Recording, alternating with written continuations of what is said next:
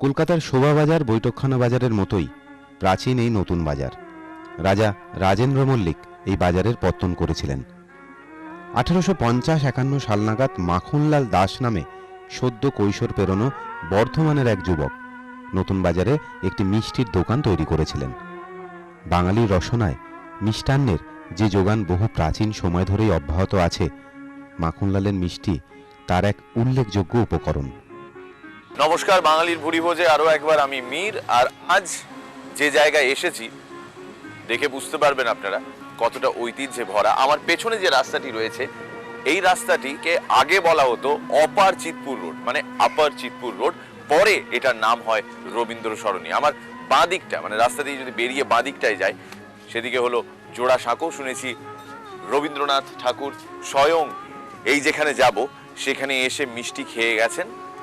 এই রাস্তা দিয়ে রবীন্দ্রনাথ ঠাকুর হাঁটাচলা করতেন এবং এরকমই একটি ঐতিহ্যশালী স্থানে আজ আপনাদের সঙ্গে সারব বাঙালির ভুরিভোজ। যে জায়গায় এসেছি সেই জায়গাটার নাম নতুন বাজার। রাজা রাজেন্দ্রলাল মল্লিকের প্রতিষ্ঠা করা বাজার, এবং এই বাজারেই আছে একটি দোকান যেটির ঐতিহ্য প্রায় 150 বছর, ইনফ্যাক্ট 150 বছরেরও ওপর। মাখন লাল দাস অ্যান্ড সন্স এই নামের সাথে আমরা সুপরিচিত। যদি আমরা মিষ্টি ভালোবাসি তাহলে এই নামটা আমাদের অচেনা নয়, অজানা নয়। এই হলো সেই দোকান, মাখনলাল দাস অ্যান্ড সন্স। আর আজ এখানেই দেখাবো আপনাদের কিভাবে এত বছর ধরে সুবিখ্যাত সন্দেশ তৈরি হয়। আর শুধু সন্দেশ, অন্য কিছু নয়, এই প্রতিষ্ঠানে যার নাম মাখনলাল দাস অ্যান্ড সন্স। নমস্কার। মাখনলাল দাস, আমি যতটুকু উত্তরদিকে প্রাপ্ত সূত্রে জেনেছি, মাখনলাল দাস থাকতেন বর্ধমানের বার্শেলি গ্রামে। ওখান থেকে 10 বছর বয়সে পায়ে হেঁটে উনি এই নতুন বাজারে আসেন। তখন নতুন বাজার বলতে 1791 সালে এটি প্রতিষ্ঠিত হয়, মানে তখন এখানে হাট বসতো। এবং রাজা রাজেন্দ্র মল্লিক জন্ম হওয়ার পর 1840 সালে এখানে নতুন বাজার স্থাপিত হয়। উনি মোস্ট প্রবাবলি 1850 সালে নতুন বাজারে আসেন, তখন ওনার বয়স 10 বছর। এবং এই দোকানে তখন থেকেই উনি আছেন। এবং এখানে এসে উনি যখন প্রথম থাকতেন তখন দোকানটি হাটের মধ্যে ছিল। তারপর উনি এই দোকানটি এখানে অধিগ্রহণ করেন এবং সেই সময় থেকে উনি দোকানটি পরিচালনা করেছিলেন। তারপর পুত্র হয় কালীপদ দাস, প্রথম পুত্র। তিনি গ্রামেই জন্মগ্রহণ করেন এবং ওনার গ্রামেই বিবাহ হয়, মানে বর্ধমানের বার্শেলি গ্রামে। কিন্তু ওখান থেকে ম্যালেরিয়ার প্রকোপ হওয়ার দরুন উনি ওনার ছেলেকে নিয়ে এখানে চলে আসেন এবং আমাদের বর্তমান নিবাস যেখানে, ওইখানে উনি প্রথমে ভাড়া থাকতেন। এবং সেইখান থেকে উনি মারা যাওয়ার পর ওনার ছেলে কালীপদ দাস এই ব্যবসাটি হাল ধরেন। তারপর ওনার ছেলে চণ্ডীচরণ দাস, এবং তারপর ওনার ছেলে প্রথম পুত্র শঙ্করনাথ দাস, শিবনাথ দাস দ্বিতীয় পুত্র, এবং ছোট পুত্র স্বপন কুমার দাস, তিনজনে মিলে ব্যবসার হাল ধরেন। এবং আমি সঞ্জয় দাস, আমার বাবা হচ্ছে শঙ্করনাথ দাস মানে চণ্ডীচরণ দাসের প্রথম পুত্র, পঞ্চম পুরুষ হিসেবে এই দোকানে এখন বসছি।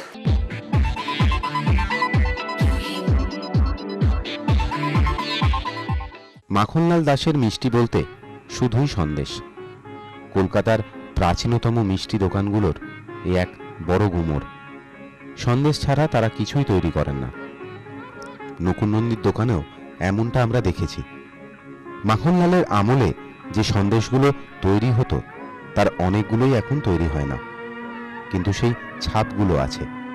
মাখনলালের পঞ্চম পুরুষ সেই ছাপ দেখাচ্ছেন এখন। এটি ওই ছাঁচটির নাম হচ্ছে শুভম। এটি চন্দ্রপুলি দিয়ে তৈরি হয়। এটি হচ্ছে সূর্যের একটি মুখ। প্রধানত বিয়েবাড়িতে এটি তত্ত্ব হিসেবে ব্যবহৃত হয়। তারপর হচ্ছে এই সন্দেশটি অবাক।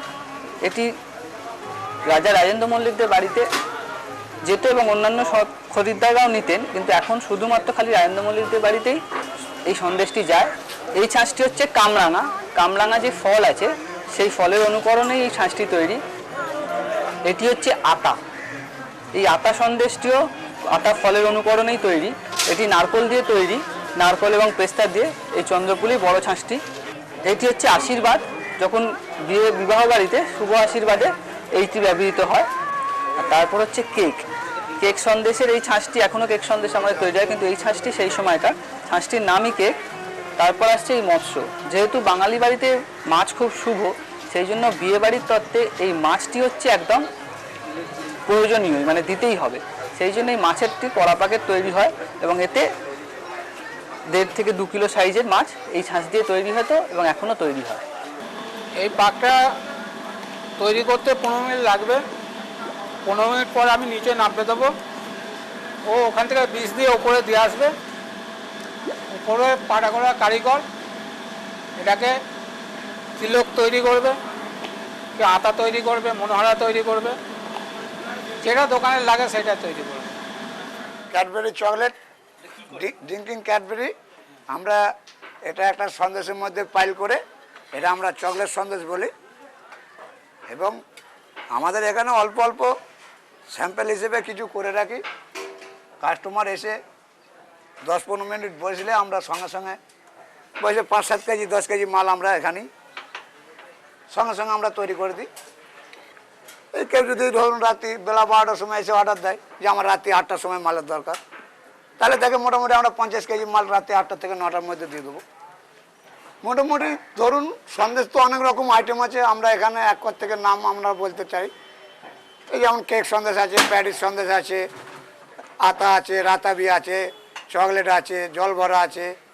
মোটামুটি যে কাস্টমার যখন যে সন্দেশটা আমাদের বলে আমরা সেই সন্দেশটাই তখনই তৈরি করে দিই।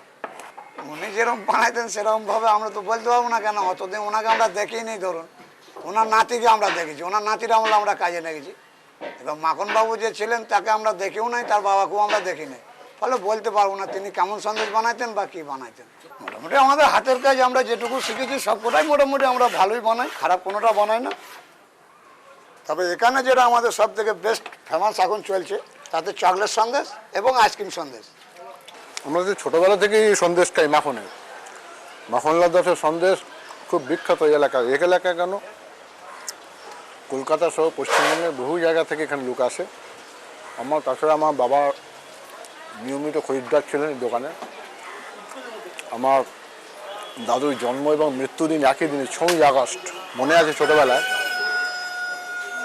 যে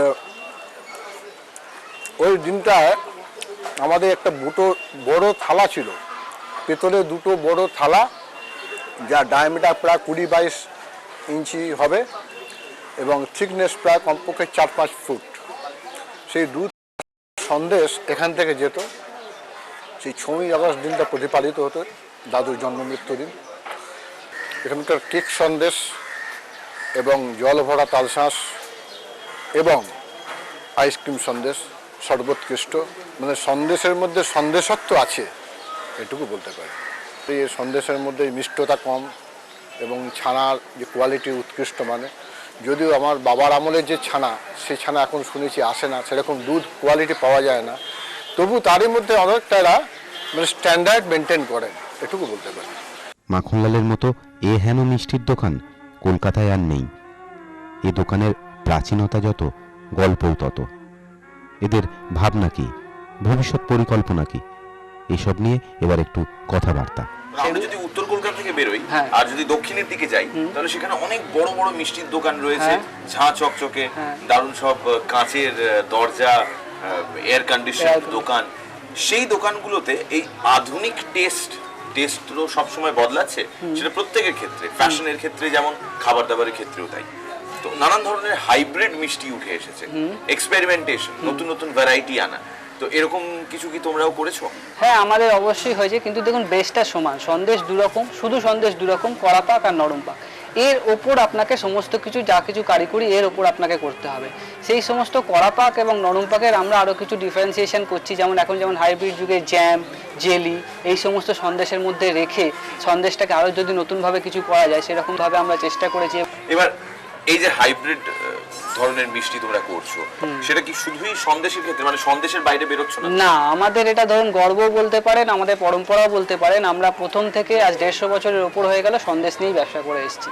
যে কাস্টমাররা আমাদের এখান থেকে একবার খেয়ে গেছেন তারা আজও ফিরে ফিরে আসেন উত্তর কলকাতা এলেই যে একবার মাখনলাল দাসে যাবো খালি সন্দেশ খাওয়ার জন্য। সেই সন্দেশ যেটা উত্তর কলকাতা কেন গোটা কলকাতা শহরে কোথাও পাওয়া যাবে না। ভবিষ্যতের কি পরিকল্পনা? তোমরা কি ভবিষ্যৎ- এইখানেই থাকবে, এই 313 নম্বর রবীন্দ্র সরণি কলকাতা? 313 নম্বর রবীন্দ্র সরণি কলকাতা 7,06,000 দেখুন আমাদের শিকড়। এই জায়গাটাকে তো কোনোভাবেই ভুলবো না। কিন্তু একটাই কিন্তু এখান আমাদের থেকে এগিয়ে যাওয়া। ইচ্ছে, যেটা মানে আমাদের ভবিষ্যৎ পরিকল্পনা, কিছুটা আমরা এগিয়েওছি সেটা নিয়ে। আমরা একটা ওয়েবসাইট করেছি, 3 বছর হলো চালু করেছি, যে যদি বাঙালির মিষ্টিকে বিদেশে পাড়ি দেওয়ানো যায়, যদি দেওয়ানো যায় তাহলে অবশ্যই আমরা করবো সেটা। সেটাই আমাদের ভবিষ্যৎ পৌঁছে দেওয়া। জানলা খুলে যাওয়া Makhanlal Das and sons. Sons। এবার এই যে জানলা খুলে দেওয়া হলো, আমার হাতে এখানে একটা সন্দেশ রয়েছে জল ভরা। এই সন্দেশে কামড় বসানোর আগে আপনাদের জানিয়ে রাখি আমাদের বিরতি নেওয়ার সময়, কিন্তু বিরতির পর যখন ফিরে আসব তখন এখান থেকে আমি চলে যাব সঞ্জয়ের বাড়িতে, কেননা সেখানেও প্রচুর ঐতিহ্য এবং সেগুলো আপনি চোখে না দেখলে ঠিক বিশ্বাস করবেন না। দেখতে থাকুন বাঙালির ভুরি ভোজ।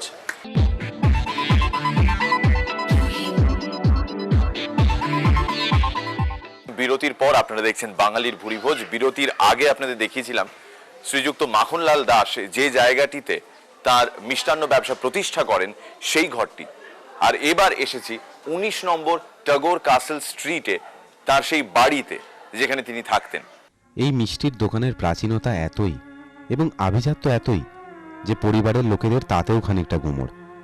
নতুন বাজারের পেছনেই টেগর ক্যাসল স্ট্রিটের একটা বাড়িতে মাখনলাল প্রথমে যে ঘরে এসে উঠেছিলেন, সে ঘরে সরু ইটের দেওয়ালে এখন পলেস্তরা পড়েছে বটে, কিন্তু দাস পরিবার সেই ঘরটিকে বড় যত্নে এখনো সাজিয়ে গুছিয়ে রেখেছেন। মিষ্টির দোকানে ভুরি ভোজের শুটিং করতে এসে আমরাও এখন এই দাস বাড়িতে চলে আসতে বাধ্য হলাম। মাখনলালের ঘরটা যে ইতিহাসের উপাদান। আচ্ছা, মাখনলাল দাস মোটামুটি প্রথম 1850 সালে এই ঘরে প্রথম আসেন। এই ঘরটাতেই উনি থাকতেন এসে ওনার স্ত্রীর সঙ্গে, এবং এই ঘরের ওনার প্রথম যে পুত্র বর্ধমানে জন্মগ্রহণ করেন এবং পরের 2 পুত্র এই ঘরেই জন্মগ্রহণ করেন। ওখান থেকে ওনার স্ত্রী আমাদের এই ওখানকার মানদের যে বাড়ির অধিষ্ঠাত্রী দেবী মা মঙ্গলচণ্ডী, ডানকুনিতে ওনাদের মন্দির, সেই প্রতিষ্ঠাত্রী দেবীর ঘর মাখনলাল দাসের স্ত্রী এই ঘরে এনে প্রতিষ্ঠিত করেন। এই কুলুঙ্গির মধ্যেই ওই ঘরটি থাকতো। এটা হচ্ছে আমাদের দোকানের প্রতিষ্ঠাতা ওই মাখনলাল দাসের ছবি ওইটা। এটা ওনার স্ত্রী বিন্দুবাসিনী দাস। এটা ওনার প্রথম বড় পুত্র কালীপদ দাস, ওনার স্ত্রী সূর্যমুখী দাস, ওনার পুত্র চণ্ডীচরণ দাস, ওনার স্ত্রী নন্দরানী দাস, এনার প্রথম পুত্র আমার বাবা শঙ্করনাথ দাস, উনি চতুর্থ পুরুষ, এবং আমি ওনার একমাত্র পুত্র সঞ্জয় দাস পঞ্চম পুরুষ। আর ওনার হচ্ছে আমাদের বর্তমান প্রজন্মের পঞ্চম পুরুষ। ও হচ্ছে আমার মেজো কাকা মানে চণ্ডীচরণ দাসের দ্বিতীয় পুত্র, শিবনাথ দাসের পুত্র অর্জুন দাস। আর হচ্ছে ছোট পুত্র স্বপন কুমার দাসের একমাত্র পুত্র সায়ন দাস। এটা হচ্ছে আমাদের পঞ্চম পুরুষ। এখন এই ঘরটা আমাদের সত্যনারায়ণ পুজো হিসেবে ব্যবহৃত হয়, এবং আমাদের অন্যতম যেটা ঘরে সব থেকে পবিত্র ঘর বাঙালিদের বলে মানা হয়, সেই হিসেবে এই ঘরটাকে ভাড়া ঘর হিসেবে ব্যবহৃত করা হয় এবং সত্যনারায়ণ পুজো এবং অন্যান্য পুজোর জন্য ব্যবহার করা হয়। মাখনলাল দাসের দোকান দেখা হলো, সেই দোকানে কিভাবে মিষ্টি তৈরি করা হয় সেটাও দেখা হলো, কোন ঘরে তিনি থাকতেন সেটাও দেখা হলো। তাহলে বাকি রইল কি? মাখনলাল দাসের পরিবারের সদস্যদের সাথে আলাপ করা।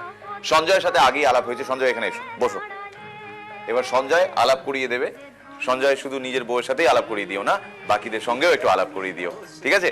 তুমি তাহলে এই মাইক্রোফোনটা নাও আর এক এক করে বলো কে কে। ইনি হচ্ছেন আমাদের পরিবারের বড় বউ, চতুর্থ হাত তুলুন। কে পরিবারের বড় বউ? আচ্ছা। ইনি হচ্ছেন মেজো বউ, হাত তুলুন। চতুর্থ প্রজন্মে আমার মেজো কাকি। উনি হচ্ছেন ছোট বউ মানে ছোট কাকি আমার। আর আমাদের প্রজন্মের একমাত্র বড় বউ হচ্ছে ইনি, আমার স্ত্রী। তোমার স্ত্রী, এটা খুব দরকার, এটা তোমার স্ত্রী। হ্যাঁ, আচ্ছা, আমার দিদি ছোটদি, আমার ছোট কাকির মেয়ে। তোমায় নমস্কার করবো না, হাই বলবো। হাই। আমার মেজো কাকার মেয়ে আচ্ছা, প্রিয়াঙ্কা। হাই। আর আমার পিসতুত বোন হাই। পুটু। আচ্ছা, এই যে 51বর্তী পরিবার, কতজন সদস্য আছে এখানে? মোট কতজন সদস্য? এখন 13 জন। তো আপনারা রাত্রিবেলা যখন দরজা বন্ধ করেন ওই শোয়ার আগে হেড কাউন্টিং হয় নাকি? যে কারা কারা বাড়ির ভেতরে, কারা কারা বাড়ির বাইরে? হ্যাঁ, সেটা তো রাখতেই হবে, কে বাইরে আছে না আছে, খিল সদরে দরজা দিলে কি করে হবে। এবং যখন রোববার সবাই একসাথে বাড়িতে, তখন কি খাওয়া দাওয়া এখানেই একসাথে হয়? আমাদের একসঙ্গে সব এখানে। আমি শুনেছি নাকি এ বাড়ির বউয়েরা দোকানে যায় না। না, আজ পর্যন্ত আমরা কেউ দোকান দেখিনি এখনো। আপনারা দোকানই দেখেননি? ছোটরা তো দোকান দেখেছে নিশ্চয়ই। মেয়েরা যায়, ছেলেরা যায়। আচ্ছা, বউয়েরা যায় না কিন্তু মেয়েরা যায়। এটা হলো এ বাড়ির ঐতিহ্য, এই বাড়ির ট্রেডিশন। তবে এই বাড়ির ট্রেডিশন মানে কি মানে না সেটা জানি না, কেননা একজন অদ্ভুত মেম্বার রয়েছেন এই বাড়িতে, যার সাথে আলাপ না করলে ঠিক আমাদের এই আলাপ পর্বটা শেষ হয় না। তার সাথে আলাপ করব। তিনি একটু বদমেজাজি, একটু রগচটা, এবং যখন তখন মেজাজ বিগড়েও যেতে পারে। তো তার সাথে একটু আলাপ করব আর দেখব তিনি আজ কেমন আছেন। এই হচ্ছে সেই সদস্য যার সম্বন্ধে একটু আগেই বলছিলাম। খুব ইম্পর্ট্যান্ট একজন মেম্বার এই বাড়ির। ওর নাম গাম্বুসিয়া। আপনারা গাম্বুসিয়া মাছের কথা শুনেছেন, কিন্তু এ হলো গাম্বুসি, রিয়েল জার্মান শেপার্ড।